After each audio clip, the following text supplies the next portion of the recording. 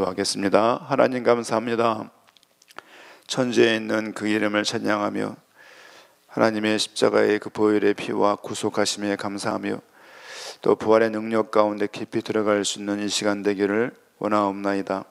특별히 깨어서 기도하고 있는 엘르세키 교회 주의 백성들에게 먼저 은혜를 주시옵시고 그들의 기도를 통하여서 당대 세계복음화를 향하여 부름받은 저희 모든 교회 성도들이 큰 힘을 얻는 복된 시간 될 수 있도록 은혜를 도하여 주옵소서. 이 부름에 하나님의 그 특권을 늘 인식하게 하시고 또 그 가운데 큰 책임감과 또 이 일을 감당하고자 하는 믿음의 싸움이 있을 수 있도록 각자 개개인들에게 은혜를 도하여 주옵소서.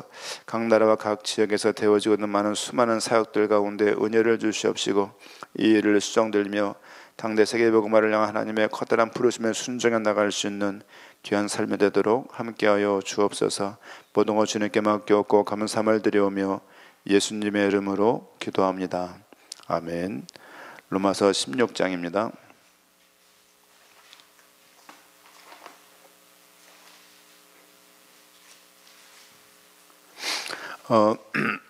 로마서 16장을 지금은 언급을 내용을 보고 있지만요. 어제 또 이제 목사님 말씀 중요한 말씀들을 들으면서 로마서의 중요한 부분들을 우리 사실은 구원론이 굉장히 중요합니다. 그리스도를 통한 구원. 그래서 그 부분들을 조금 다시 한번 훑어서 당분간 일정 기간 동안에 좀 봐야 되겠다는 생각도 좀 하게 되었습니다. 16장 25절부터 21절부터 27절 말씀까지 같이 한번 읽도록 하겠습니다. 나의 동역자 디모데와 나의 친척 루기오와 야손과 소시바도가 너에게 문안하느니라. 이 편지를 기록하는 나 더디오도 주 안에서 너에게 문안하노라. 나와 온 교회를 돌보아 주는 가이오도 너에게 문안하고 이성의 재무관 에라스도와 형제 구아도도 너에게 문안하느니라. 나의 복음과 예수 그리스도를 전파함은 영세전부터 감추어졌다가 이제는 나타내신 바 되었으며 영원하신 하나님의 명을 따라 선지자들의 글로 말미암아 모든 민족이 믿어 순종하게 하시려고 알게 하신 바 그 신비의 계시를 따라 된 것이니 이 복음으로 너희를 능히 견고하게 하실 지혜로우신 하나님께 예수 그리스도로 말미암아 영광이 세세에 무궁하도록 있을지어다. 아멘. 익숙한 그 이름 디모데에 대해서 말씀을 하고 있습니다. 사실 디모데는 바울에게 있어서 거의 제자와 자식과 같은 사람이에요.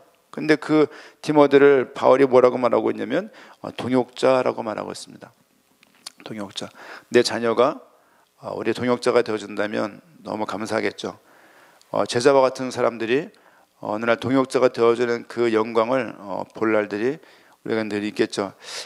바울은 항상 디모데에게 많은 것들을 이렇게 전달하고 또 인계하고 본인이 봤던 경험했던 또 발견했던 내용들을 계속 전달했던 것 같습니다. 나의 동역자 디모데와 나의 친척 누기오와 야손. 야손 기억나시죠? 사도행전 17장인가요? 야손은 그냥 별칭이기도 하지만 사실적으로 친척이었어요. 야손은요. 야손을 발견해서 야손을 중심으로 데살로니가 교회가 형성되어지는데 그걸 보게 되지만 야손도 친척이었지만 이 복음을 잘 몰랐던 그런 사람이었다. 하지만 바울을 만남을 통해서 이 복음을 듣게 된 것이죠. 소시바도가 너에게 문안하느니라. 이 편지를 기록하는 나 더디오도. 이 편지를 기록하는 나 더디오. 로마서에 글을 쓴 사람이 누구죠? 사도 바울이잖아요. 근데 왜 이 편지를 기록하는 나 더디오라고 말을 했을까요? 더디오라는 사람이 이렇게 글을 쓰는 거예요. 바울이 말을 하면 이렇게 글을 이렇게 대신 대필 뭐라고 말하죠? 이렇게 말하면 글을 써주는 사람 이렇게. 글에 좀 능력이 있고 글에 좀 은혜가 있는 사람들이 바울이 말했던 내용도 이렇게 쭉 써나가는 거죠. 이렇게. 그러니까 이 편지를 지금 바울이 막 쓴 걸 알고 있는데 갑자기 이런 걸 나오면 당황스럽죠. 편지를 누가 쓴 거야? 집필자가 2명인가? 뭐 이렇게 생각할 수도 있는데 그건 아니고요. 바울이 말한 내용들을 글씨를 옮겨 쓰는 그 역할들을 더디오가 했다. 주 안에서 너희에게 문안하노라. 나와 온 교회를 돌보아주는 가이오도 너희에게 문안하고. 가이오 많이 듣던 인물이죠. 식주인 이렇게 말할 때 교회를 전체를 돌보아주는 가이오. 우리 그 아들 도원이가 식주인 그래서 옛날에 식당 주인인 줄 알고 그냥 본인이 하겠다고 그래서 항상 식주인 그랬는데, 그래서 도훈아 어렸을 때 식당 주인이 아니라 전체를 좀 책임지는 것이다 말을 한 적이 있었는데, 우리 그러니까 항상 그랬어요. 밥 먹을 날 기도할 때 우리 식주인 도훈이는 식주인, 대인이는 그때 항상 대어별로 다은이는 바울 같은 사람 되게 해달라고 항상 아이들이 기도할 때 거의 진짜 매번 그 고백을 했던 것 같아요. 뭐 이제 옮겨면서 그런 얘기를 기도를 안 했습니다만은, 그런 기도하면서 애들이 이게 거기다 이렇게 이미지가 있어요. 근데 한때 이제 식주인을 식당 주인을 알고 있던 도훈이 때문에 한참 웃었던 적이 있는데, 워낙 먹는 걸 좋아하니까 그렇죠. 돌보아주는 가이오도 너에게 문안하고 이성의 재무관 에라스도와, 그러니까 그 도시에 재무장관도 있는 거예요. 그러니까 이게 유대인, 이방인, 로마인, 하층 시민들, 상류층 사람들까지 함께 있던 교회였다는 거죠. 그렇죠? 그런 부분들 좀 이렇게 추측해 볼 수 있고요. 형제 구하도도 너에게 문안하느니라. 그러니까 계속 서로가 안부전하는 거예요. 그러니까 많은 생각이 들어요. 여러분 주주 중에 성도님들하고 얼마나 안부전합니까? 살든지 말든지 그냥 뭐 그래 내 살기 바쁜데 뭐 내가 너까지 뭐 신경 쓸 그렇지 않는지 생각도 해보고, 사실은 이런 부분들을 가지고 교회에 유익하게 전할 수 있는 얘기가 굉장히 많습니다. 사실은 굉장히 많은데 어떤 교회는 이런 부분에 대해서 굉장히 치중을 하고 이런 거 막 휘주를 막 하는 그런 교회들도 사실 있고요. 뭐 저희 교회 같은 경우는 이런 부분에 좀 능하지 못해서 아쉬운 것도 있고요. 뭐 등등등 그렇습니다. 25절 나의 복음과, 오늘 말씀드리고 싶었던 부분들은 25절, 26절입니다. 25절, 26절. 성경을 새로 사가지고 이제 이걸 막 볼래니까 아주 그냥 흥분도 되고 아주 잘 가까워지지가 않네요. 어저께 진짜 그 탈북자 전사님을 만났어요. 만나가지고 저 동서울에서 송경호 전사님이 올라오셔가지고 그 만남을 주선해 주셨어요. 이렇게 정선서 만난 그 동포분이 계신데 그분 통해서 아는 분이에요. 이렇게. 그래서 어제 10시 반인가 그 강변역에 있는 동서울터미널까지 가서 제가 한 2시간 약간 넘게 시간을 가진 것 같고, 또 이제 저랑 탈북자 그분 보니까 뭐 여성분이세요. 여성분인데 놀라운 얘기는 오늘 오전에 돈을 보내면 오후에 돈이 들어간답니다. 어디에? 북한에. 깜짝 놀랐어요. 아 그렇구나. 물론 중국을 통해 들어간대 이렇게. 중국에 있는 그 동포분들이 100만 원 보내면 만 30만 원 떼고 70만 원 이렇게 보내주는 거예요. 근데 그게 어디예요? 핸드폰도 그렇게 보내고, 그래서 오빠들하고 영상 통화를 한대요. 깜짝 놀랐어요. 한국에서 영상 통화 못 하는데 집사람보다 안 하고 다 그냥 소리만 듣고 하는데 북한에 있는 오빠하고 영상 통화를 한대요 요즘에요. 그래서 물론 위험하대요. 위험하지만 가능하대. 그게 오빠 나 잘 있어요. 이보라오. 조용히 있으라오. 또 어떤 오빠는 본인의 그런 몇 년에 한번 점검해 보니까 이 북한에 없는 거죠. 이 A라는 사람이. 그러면 하다 보면 남쪽에 넘어온 걸 알게 되는 거예요. 한국에 넘어온 탈북자가 3만 3천 명이랍니다.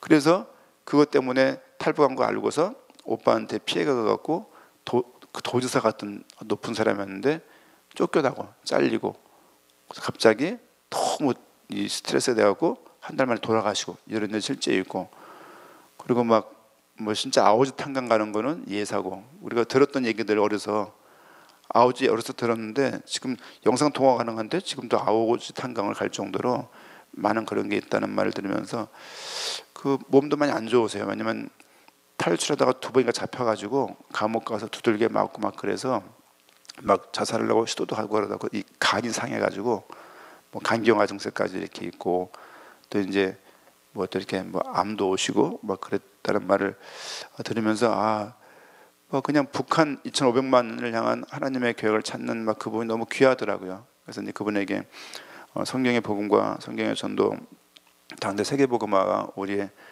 진정 가야 될 길이 아닌지를 남은 인생을 얘기를 나누고 그런 좀 시간이었습니다. 뭐 굉장히 의미가 있더라고요. 의미가 있고 뭐 어디까지 얼마나 알아들으신지 모르겠는데 뭐 대화하다 보니까 물론 지단체에 계신 분이 보니까 그래서 내가 깜짝 놀랐는데 어쨌든 귀하더라고요. 귀하고 저 김포공항 옆쪽에 친구 땅에 700평 되는데 그린벨트 지역이니까 그냥 이렇게 비닐하우스를 쳐놓고 십자가도 못 달고 그 비닐하우스 내에서 탈북자들끼리 모여서 예배를 드리고 있다. 탈북자들은 너무너무 외롭고 힘들고 술을 먹고 자살하고 삶을 포기하는 사람이 너무너무 많다.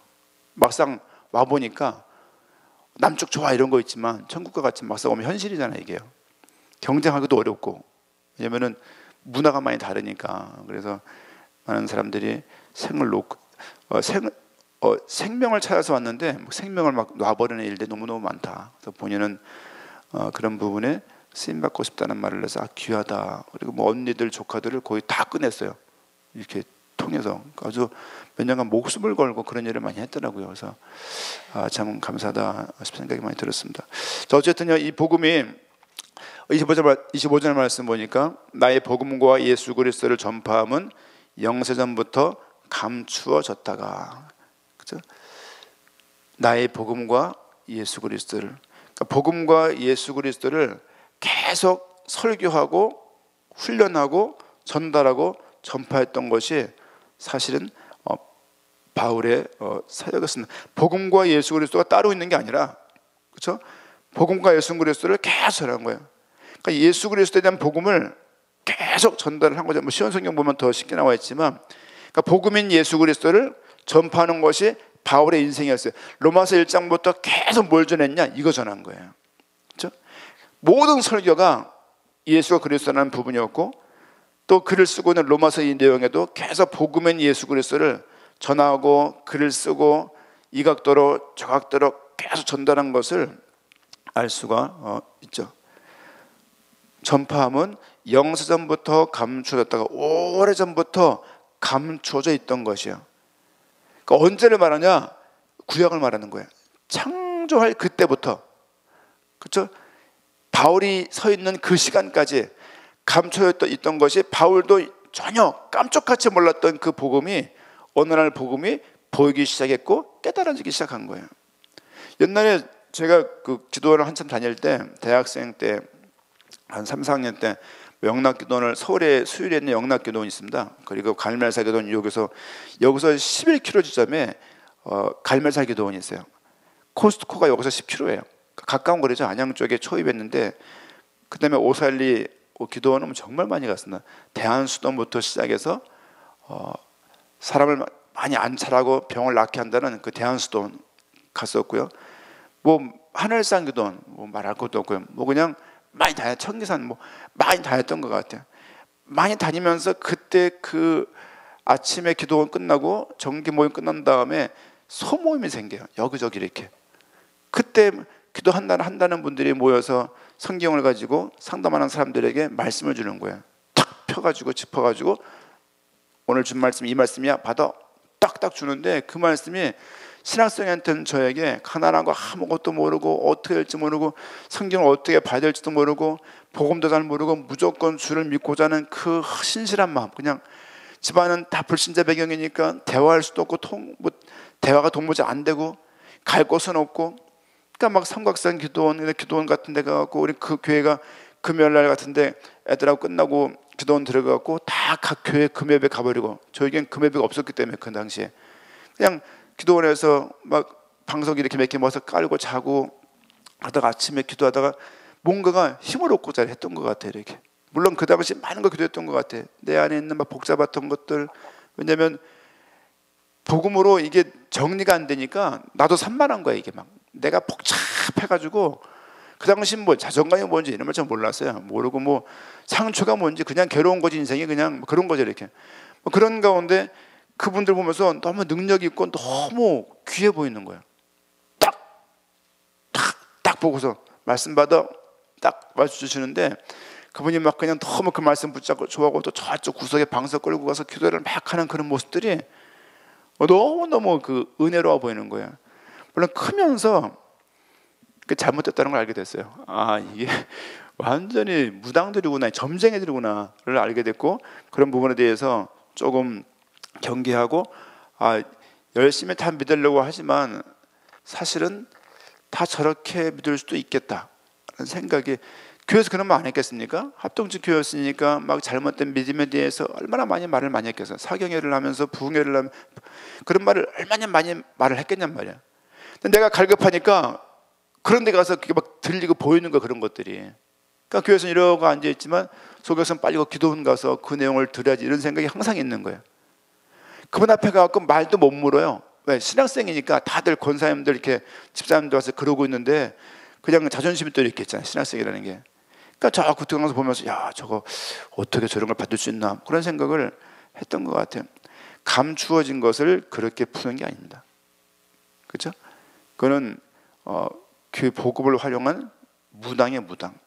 그럼 무당들을 본 적 있나요? 무당들을 1대1로 말하면서 복음을 전해본 적이 있나요? 들은 거 말고 무당과 딱 1대1 면대면 방에 둘이 앉아갖고 대화해본 적 있나요? 그분들이 뿌리는 소금에 한번 맞아본 적 있나요? 그분이 화가 나갖고 뒤에 삼지창에 있어요. 그걸 꺼내, 병풍 뒤에 그 끄내를 꺼낼 때 도망가 본 적 있나요? 제가 다 했던 부분들입니다. 시아버지가 목사님이에요. 며느리가 무당이에요. 본 적 있으신가요? 그런 분을 본 적 있어요. 그 이 자리에 박수무당을 본 적 있으신가요? 결혼복 입고 앉아있는 박수무당을 본 적 있으신가요? 이런 일들이 현실이에요, 현실. 불교에서 포교당이라고 그래갖고, 불교는 대부분 도심지 바깥에 있잖아요. 이 법당, 이 큰 절들이. 그러니까 도심지에다가 포교당을 세워요. 포교하려고. 거기에 전도를 많이 들어가 봤습니다. 느낌이 무당과 똑같아요. 거기 있는 보살들이 이 눈 자체가요, 이렇게 약간 이렇게 좀 뜨기도 하고, 사람을 응시할 때 내 뒤에 뭐가 있나 볼 정도로 눈이 이렇게 나랑 마주치는 눈이 아니에요. 그분들에게 복음을 전하다가 그분이 화가 나서 막 방송을 던지고 그런 걸 당해본 적 있으신가요? 제가 다 거느렸던 현장의 이야기입니다. 정신병원에 정규적으로 들어가면서 정신병원에서 담배꽁초를 세워놓고 한 3m 뒤에서 가만히 바라보는 사람을 본 적 있나요? 그분들과 혹시 대화 본 적 있나요? 김일성이 자기 아버지라고 말하는 사람을 만나본 적 있나요? 별 사람 다 있어요. 등 팔에 전갈 2마리가 크게 그려져 있는 조폭, 정신문제 때문에 병원에 와 있었어요. 그런 사람 만나서 혹시 복음 전해본 적 있으신가요? 제가 다 했던 현장들 얘기입니다. 그 거친 대학생들, 이만큼도 논리적으로 치지 않으려고 한 대학생들을 붙잡고 적지 않은 기간 동안에 복음을 전하면서 현장에서 매일 개척기 한다는 심정을 가지고 20몇 년을 살아왔습니다. 그러면서 늘 느끼는 부분들은 하나님께서 이 부분들을, 복음을 감춰져 있던 것들을 꺼내주지 않으면 내가 알 수 없구나를 이걸 알게 되었어요. 그게 계시입니다. 가려져 있는 거를 컵이 안 보이잖아요. 쭉 보이니까 컵인 거예요.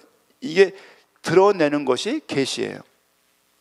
감추인 자가 꺼내야지만 알 수 있는 거예요. 이걸 보고 계실 바요라 시모나 내가 복이 또다 내게 알게 아니나 알게 하다 리비를 그래요.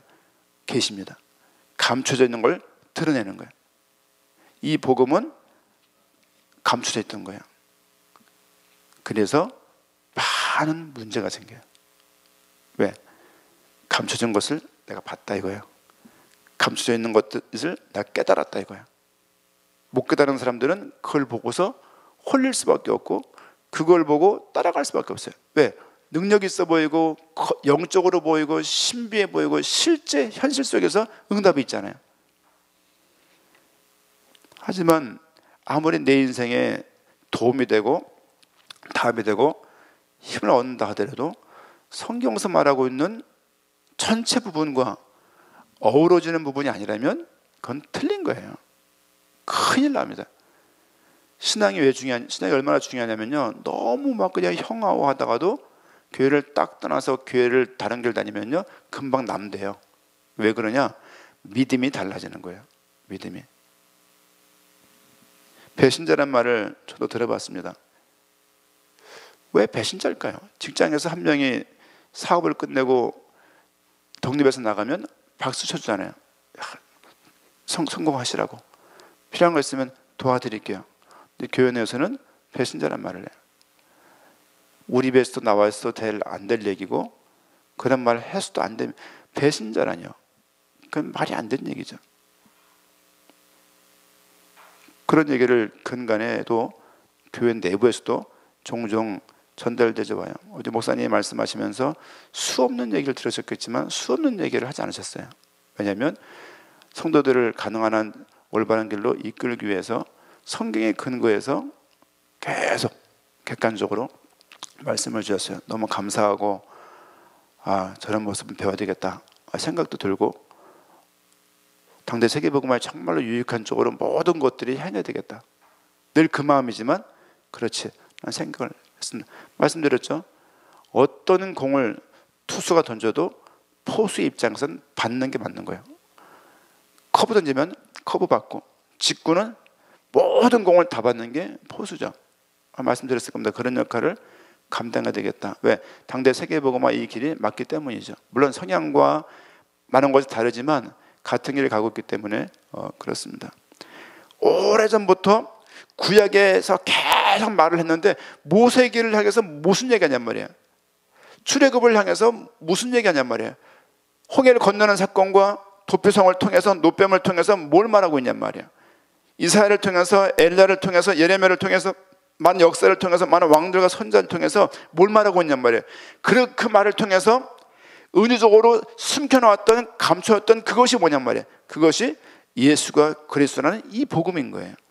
그 복음을 아는 것이 복음을 발견하는 것이 감춰있던 것들을 발견하는 그 내용입니다. 그 내용 위에는 다 거짓말이에요. 왜냐하면 우리 강단에서 많이 나오는 얘기예요. 성경은 그리스도 목적적으로 기록되었다. 성경은 예수가 그리스도이시고 예수가 하나님인 것을 전달하고 믿게 하려고 기록된 게 성경이에요. 신학에서 눈이 가리키고 있어요. 성경은 그리스도 목적적이고 그리스도 지향적이다. 많이 말을 합니다. 그냥 그런가 보다 했죠. 실제 성경은 그리스도 목적적이기 때문에 항상 그리스도를 목적을 향해서 성경의 내용들이 전달되고 전파될 수 있어야 하는 거예요. 바울은 지금 그렇게 그 일을 해왔다고 말하고 있는 거예요. 감춰둔 비밀들을 로마서에 충분히 드러냈어요. 한 교회 내 이방인들과 로마인들 유대인들이 막 서로 어우러져 갖고 부흥하고 서로 열심히 믿는 가운데 헌신을 될까 말까 하는데 서로가 막 싸우고 있는 상황이에요. 그 교회에다가 바울이 지금 본인이 깨달은 이 복음을 쭉 전달하고 있는 내용들을 우리가 여러 번 봤습니다. 감춰졌던 비밀이 발견되는 것은 성경 전체와 성경 해석에 있어서 성경 전체와 균형이 맞아야 되고 성경 전체와 짝이 맞아야 돼요. 그냥 막 되는 대로 말을 하고 뒷감당 안 하고 그런 의도 아니었다라고 웃으면 안 됩니다. 왜냐하면 교회는 그런 곳이 아니에요. 말씀드렸습니다. 제가 이 강단에 있는 이상 그런 복음을 허용할 수 없습니다. 왜냐하면 웃음일 때가 많은 사람이고 즐거운 사람이지만 이 복음에 대해서는 아닌 것을 그렇다라고 아무리 큰 응답이 오고 아무리 큰 역사가 일어나도 허용할 수 없습니다. 왜냐하면 수십 년의 현장에서 봐왔던 게 그거고 많은 것들을 봤습니다. 많은 것들을 봤고 많은 방법들을 알고 있어요. 그러나 그럴 수는 없습니다. 왜냐하면 이 복음과 교회는 너무 중요한 것이고 제 인생을 걸어놔서 그래요. 제 인생을 건 것을 그냥 아무렇게나 필요하다고 막 잡히는 대로 쓰고 싶지 않습니다. 하나님께서 쓰임받는 교회가 되기 원하고 영수전부터 감췄던 이 비밀들을 풀어낼 수 있는, 올바로 전달할 수 있는, 거기에 내 삶을 드릴 수 있는 그런 교회가 되어야 할 것입니다. 26절 말씀 보니까 이제는 나타내신 바 되었으며 영원하신 하나님의 명을 따라 선지자들의 글로 말미암아, 선지자의 글이 뭡니까? 이사야부터 말라기까지 17권의 선지서, 그리고 등장하는 선지자는 더 많아요. 왜? 글을 안 쓰는 선지자도 있어요. 엘리야 글 안 썼습니다. 이런 사람 많죠. 중요한 것은 선지자의 글로 말미암아서 모든 민족이 믿어 순종하게 하시려고 그들에게 알게 하신 그 신비의 계시를 따라 된 것이니 이 복음으로 너희를 능히 견고하게 하실 것이다. 그 비밀은 지금 밝게 드러났고 영원하신 하나님의 명령대로 예언자의 글들을 통해서 우리에게 알려졌죠. 뭐가요? 복음이. 감춰였던 그 비밀들이 수없는 선자를 통해서 그 예언을 통해서 계속 전달된 거예요. 모든 이방인들이 그 결과적으로 믿고 순종하게 되었다. 이 모든 이방이라는 얘기는 그냥 모든 이방인을 말하는 게 아니라 이방인 중에 택장을 받은 그 사람들, 정하시고 부르시고 의롭게 하시고 영화롭게 하실 선택된 그 예정된 그 사람들을 말씀을 하는 겁니다. 우리 한번 성경을 로마서를 몇 군데를 좀 볼 건데요. 로마서 1장 말씀 보겠습니다. 로마서 1장 5절.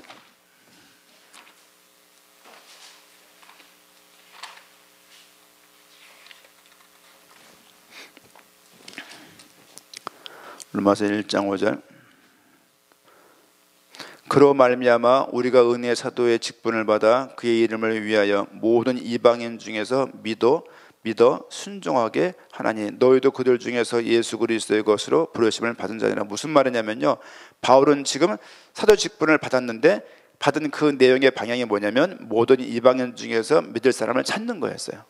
그렇죠? 바울은 이 사역을 계속 하고 있고 계속 이방인 위주로 로마서를 써가고 있는 내용들을 알 수 있죠.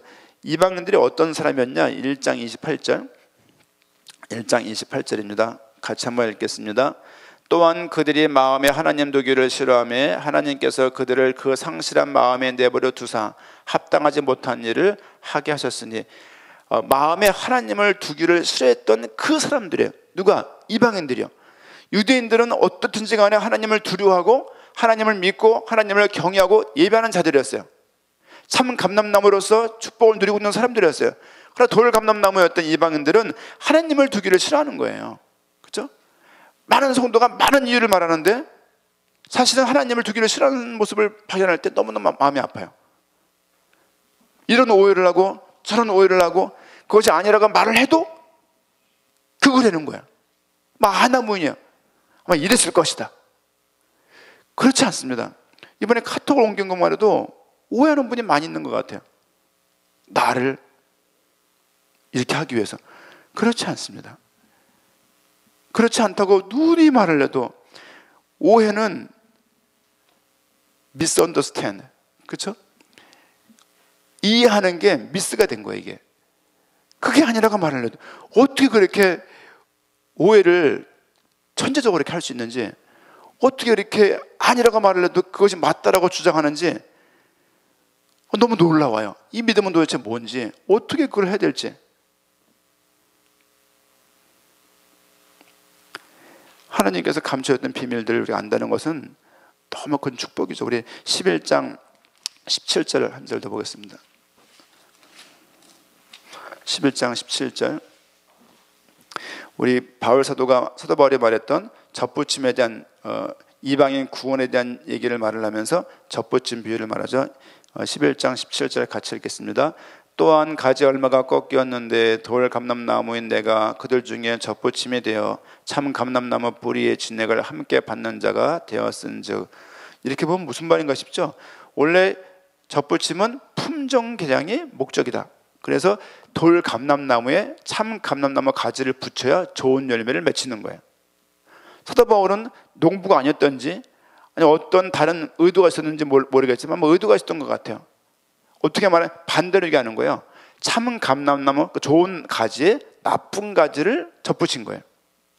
열매는 참 감람나무에 돌 감람나무 붙이면 돌 감람나무 열매가 열리는 거예요.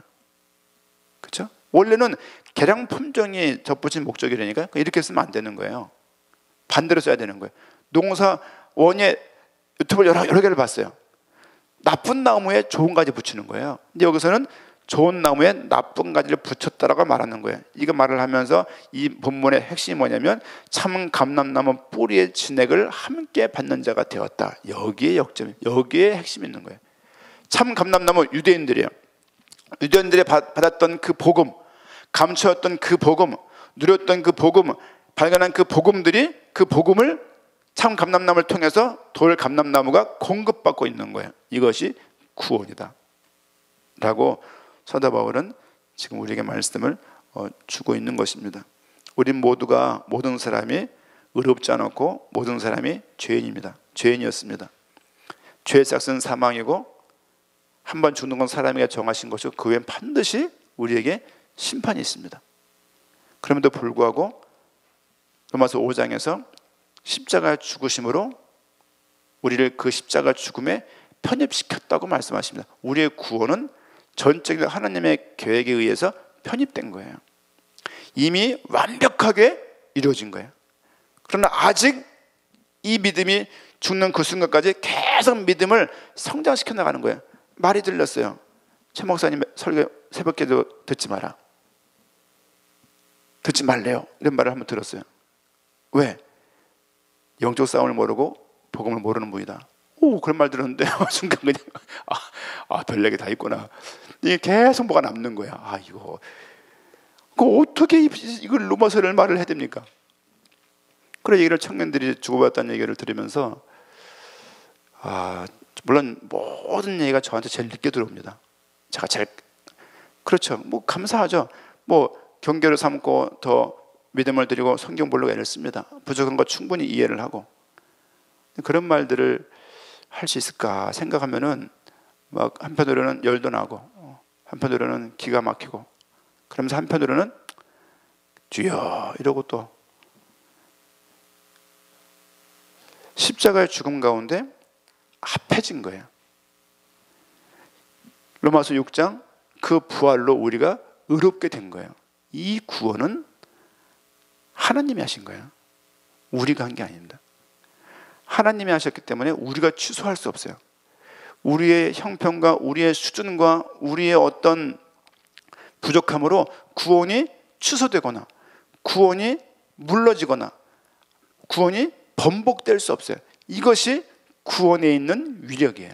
그럼에도 불구하고 구원받은 그 사람은 한평생 구원 안 받은 것처럼 믿음을 드리면서 살게 되어 있습니다. 그러면서 자기 구원을 이루어 나가는 거예요. 우리 구원은 성령의 도우심으로 계속 인도받으면서 의가 하나도 없는데 그분의 의가 내 의가 되는 거예요. 어떻게 말씀하시냐? 아브라함의 구원받은 거 보이지 않냐?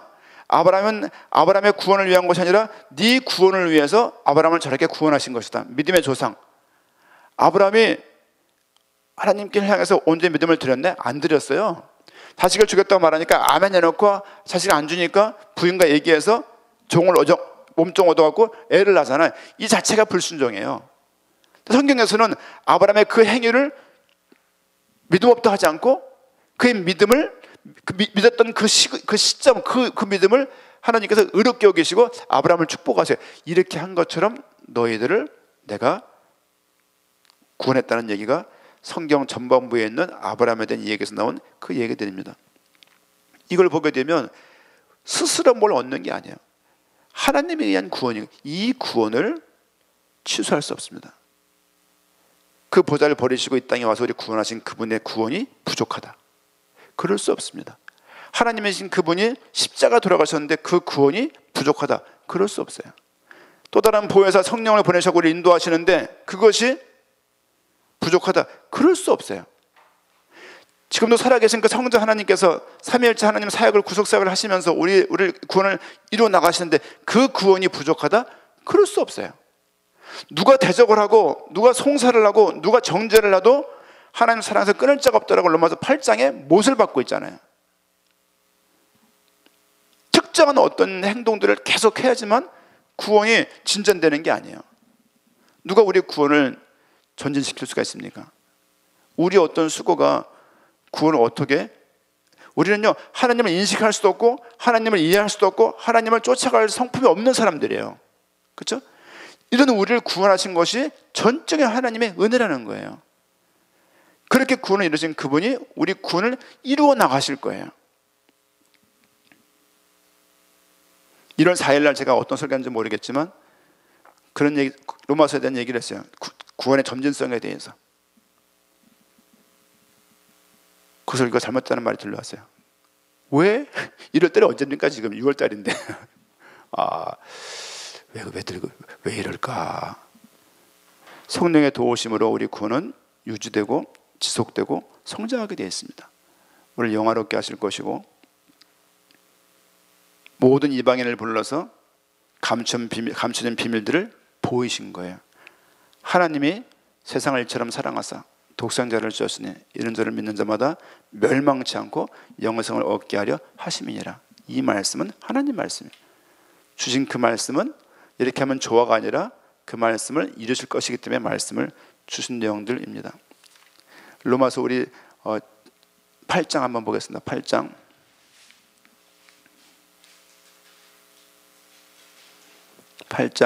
30절 같이 읽습니다. 또 미리 정하신 그들을 또한 부르시고 부르신 그들을 또한 의롭다 하시고 의롭다 하신 그들을 또한 영화롭게 하셨느니라. 그렇죠? 정하신 그들을 반드시 부르십니다. 부르신 그분들을 반드시 의롭게 하실 것입니다. 과정을 통해서 반드시 영화롭게 하실 것이 하나님이 우리에게 주신 구원의 계획의 핵심입니다. 앞으로 넘어가 볼게요. 5장 19절입니다. 5장 19절 같이 읽겠습니다. 한 사람이 순종하지 않냐므로 많은 사람이 죄인 된 것 같이 한 사람이 순종하심으로 많은 사람이 의인이 되리라. 그렇죠? 의인이 되었어요. 그래서 믿음의 싸움을 싸우고 믿음을 드릴 수가 있는 거예요. 싸우기 때문에 믿음이 주어진 게 아니라 우리를 의롭다 하시고 믿게 하시고 그런 싸움 가운데 살게 하신 것이죠. 쭉 넘어서 4장 23절 같이 읽겠습니다. 그에게 의로 여겨졌다 기록된 것은 아브라함만 위한 것이 아니요 의로 여겨심을 받은 우리도 위함이니 곧 예수 우리 주를 죽은 자 가운데서 살리신 이를 믿는 자니라. 예수는 우리가 범죄한 것 때문에 내줌이 되고 또한 우리를 의롭다 하시기 위하여 살아나셨느니라. 아브라함이 사실은 믿음의 행위가 아니었어요. 따지고 보면은 전체 믿음이 그렇게 온전치 않았어요. 믿음의 조상에 맞는 믿음이 아니었어요. 그럼에도 불구하고 그의 그 믿음을 의롭게 여기신 그 이유는 아브라함만을 위한 것이 아니라 그걸 믿고 있는 우리를 또 위함인 거예요. 그렇죠? 믿음이 완벽해야 됩니다. 믿음의 싸움이 한평생 동안 처절해야 돼요. 이 믿음의 싸움을 들이면서 이것을 놓을 수 없고 계속적인 믿음의 싸움 속에서 인도받아야 돼요. 하지만 그것보다 더 앞서 될 것은 구원에 대해서 포기하지 하나님의 그 은혜가 우리에게 항상 보여야 돼요. 그렇죠? 그것이 맞습니다.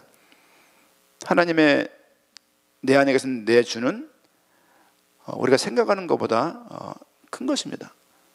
툭하면 계시고 화나면 나가시고 그러지 않으세요. 한번 들어오신 하나님께서는 우리를 영원히 책임지고 이끄신다는 것을 어렸을 때부터 배웠던 내용들이에요. 어렸을 때부터. 믿음은 하나님의 은혜이고 구원 또한 하나님의 은혜입니다. 모든 것들이 하나님의 은혜입니다. 하나님의 감추는 복음들을 우리에게 알게 하신 것은 우리를 이끌고자 하는 방향이 있기 때문에 그렇습니다. 예수가 그랬다는 부분들이 보인 것이 맞다라면 그 보여준 건 우리가 큰 특권이에요. 그 특권에 맞는 책임을 물으시고 우리 인도하고 계십니다. 더 믿음을 드리면서 한평생 주를 향해 나가야 될 것이고 계속 이 신비의 계시를 따라서 이 복음으로 계속 우리가 견고해져야 될 것입니다. 27절 말씀 보니까 지혜로우신 하나님께서 예수 그리스도로 말미암아 영광이 세세 무궁하도록 있을지어다. 모든 성도와 모든 교회에 그리스도의 영광이 가득하기를 축원합니다. 기도하겠습니다. 하나님 감사합니다. 오늘도 믿음으로 하루를 살아내게 인담을 되어 주시옵소서. 하나님께 참 감사함과 영광을 드리며 온전한 믿음 가운데 머물 수 있도록 인담을 도와시고 한 교회에 온전한 복음이 가득하게 하시며 감춰였던 복음이 충만하게 드러나 우리 모든 성도가 그 복음과 계시로 말미암아 기뻐할 수 있도록 은혜를 도하여 주옵소서. 로마 교회처럼 온전히 더 다시 복음 앞에 서게 하시고 복음으로 달려 들어가게 하시고 이 복음 때문에 하나님께 참 감사함과 영광을 드리는 그런 교회가 되게 하시며 교회의 부름과 또 교회를 향한 많은 하나님의 그 인도하심과 계획들을 감당해내며 수정해내며 순정해내며 이 일을 섬기기에 부족함 없도록 도우시고 믿음을 드리며 순정해 나갈 수 있는 저희가 되도록 축복하여 주옵소서. 병약한 자 있습니까? 질병 가운데 어려움을 당하는 자 있습니까? 은혜를 주시옵시고 그의 한마디 한마디 기도를 통하여 그 믿음을 받아주시옵시고 하나님의 커다란 계획들에 발견케 인담을 되어 주시옵시며 그 하나님의 세밀한 음성을 듣고 말씀을 듣는 가운데 말씀을 보는 가운데 말씀을 전하는 가운데 큰 치유와 은혜가 있도록 축복하시며 그를 통한 한 인생을 돌아다 보며 어떻게 다시 주를 위해 살아야 될지를 생각할 수 있는 큰 힘을 얻고 감춰졌던 그 계시를 받는 복된 그런 과정 될 수 있도록 은혜를 도와여 주옵소서. 산업 현장에 있는 사람들, 경제인들에게 은혜를 도와시고 자녀를 키우면서 인생을 드리고 있는 어미 아비들에게 힘을 도와시사 오늘의 가정들이, 모든 가정들이 주를 향하여 쓰임 받으며 16개 모든 교회와 교회 대표자와 교회 교육자들이 바른 중심과 믿음을 가지고 바른 계시된 복음을 가지고 한평생 주를 향하여 달려가며 당대 세계복음화를 섬겨내며 한 지역과 한 민족과 전 세계를 살릴 수 있는 일에 쓰임받게 부족합도록 함께하여 주옵소서. 지금은 예수 그리스도의 은혜와 하나님의 사랑과 성령의 내주교 역사인도 충만하심이 주여심을 소망하며 오늘도 그 계시된 믿음을 사모하며 살기 원하는 이곳에 모인 주의 백성과 16개의 교회와 관련된 현장 나라 위에 지금으로부터 영원까지 항상 함께할지어다. 아멘.